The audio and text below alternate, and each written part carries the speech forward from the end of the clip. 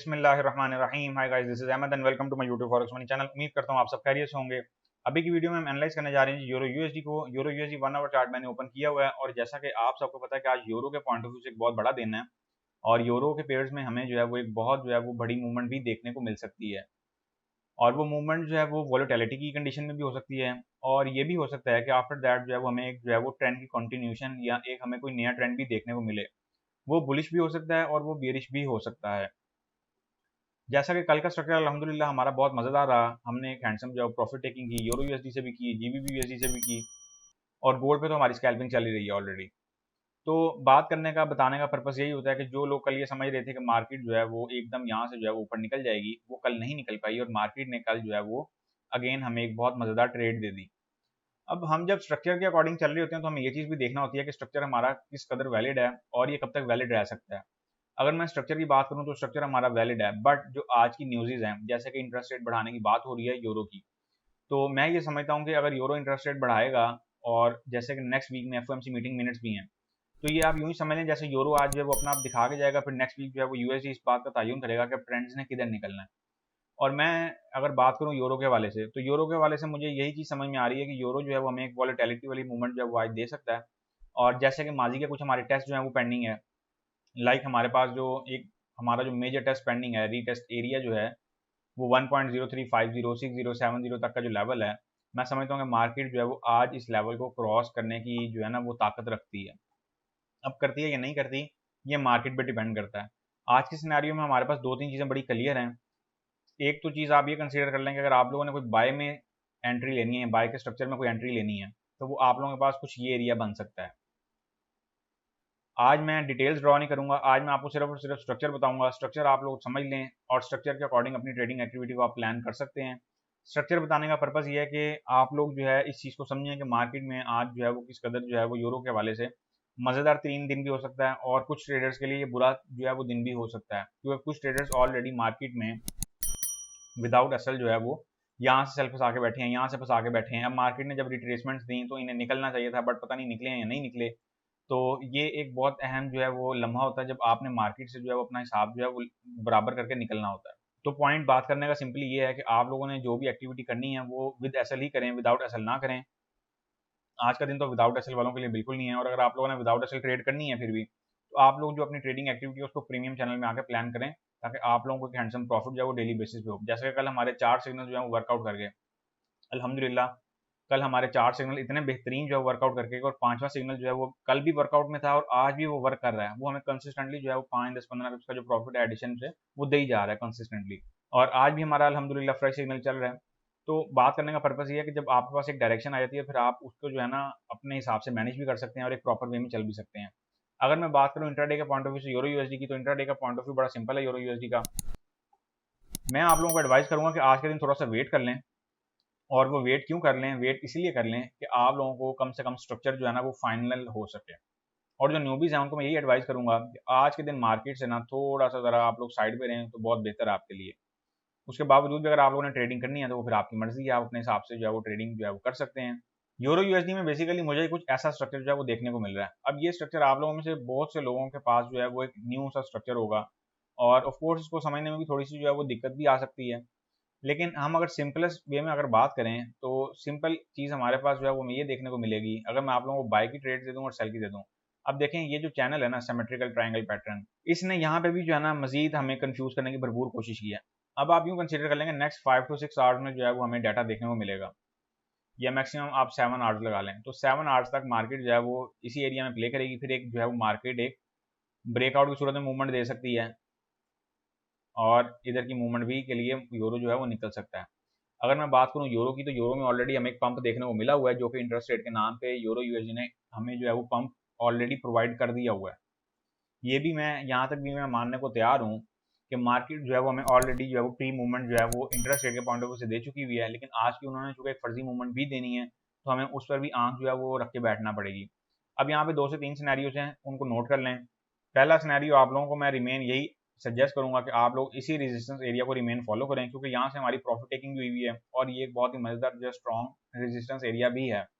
जैसे कि कल बहुत सारे ट्रेडर कह रहे थे कि सर ये जो है कुछ मजेदार रेजिस्टेंस एरिया नहीं लग रहा, लेकिन उसके बावजूद जो है वो रेजिस्टेंस एरिया चल पड़ा और उसने अल्हम्दुलिल्लाह हमें रिवॉर्ड भी दे दिया। एक हमारे पास ऑप्शन ये वाली है। अब ये सारे स्ट्रक्चर्स आप लोग जो है ना वो नोट करते जाएं, ताकि मैं फिर इसके साथ साथ जो है वो आगे चलता जाऊँ। अच्छा, अब इसको भी आप नज़र में रख लें। अगर मार्केट जो है वो यहाँ से कुछ परफॉर्म करने के लिए निकल पड़ी, अच्छा अभी के लिए जो है मार्केट यहाँ पे कुछ कंसोलिडेट हो रही है लाइक दिस, और मार्केट जो है बिफोर न्यूज़ यहाँ पे पहुंच जाती है और मार्केट जो है वो कोई हमें एक एक प्रेशर वाली कैंडल तो ऑफकोर्स बनेगी। अब वो सेल की भी हो सकती है और वो बाय की भी हो सकती है। अगर सेल के पॉइंट ऑफ व्यू से देखूँ तो मैं आपको बहुत सिंपल सी बात करूंगा कि सेल के पॉइंट ऑफ व्यू आप यहाँ तक प्लान कर सकते हैं विद एसएल। अब हम चलते हैं सेकंड सिनेरियो की तरफ। अब सेकंड सिनेरियो हमारा क्या रहेगा? फर्स्ट सिनेरियो तो आप लोगों को मैंने बता दिया।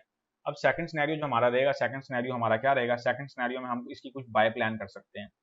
बाय कहाँ से प्लान करेंगे? बाय अगर हम इसकी प्लान करेंगे तो बाय हम इसको इस एरिया से प्लान करने की कोशिश करेंगे, यूरो यूएसडी को।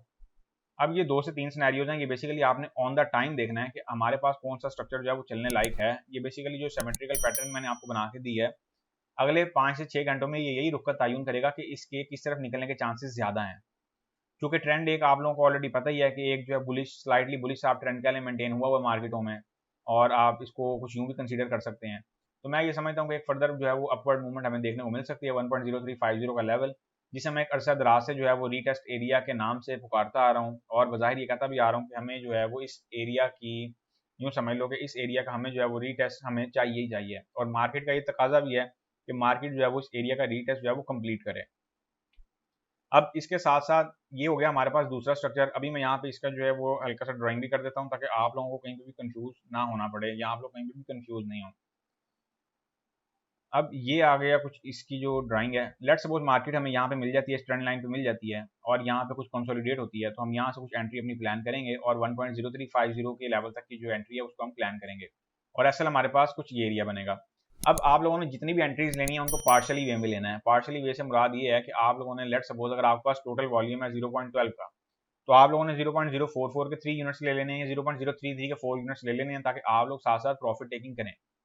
और प्रॉफिट टेकिंग करके आप लोगों ने मार्केट से निकलना है, बैठना नहीं है। अगर आप लोग ये समझ रहे हैं कि मार्केट में बैठे रहेंगे तो उस चक्कर में ये भी हो सकता है कि मार्केट जो है वो रिवर्स कंडीशन इख्तियार कर जाए, जैसे लास्ट टाइम इंटरेस्ट रेट पे मार्केट जो है वो एक बुलिश मूवमेंट दे के रिवर्स हो गई थी, अगर आप लोगों को बड़े अच्छे से याद हो। तो आज के सिनेरियो में भी ऐसा जो है वो मुमकिन है, इसी से बड़ा खास ख्याल रखें। ये हो गया हमारे पास सेकंड सिनेरियो, इसको भी नोट कर लें। अब मैं यहाँ पे ड्रॉ करने जा रहा हूँ थर्ड सिनेरियो। थर्ड सिनेरियो हमारे पास क्या बनता है, जो कि तमाम पिक्चर से आगे का सिनेरियो है।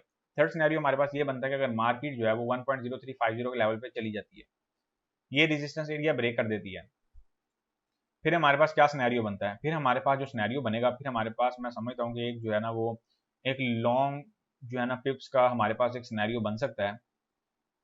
ऑफ कोर्स वो सिनेरियो शॉर्ट का ही होगा, बट हमें उसमें पिप्स जो है वो ज़्यादा अर्न करने को मिल सकती हैं।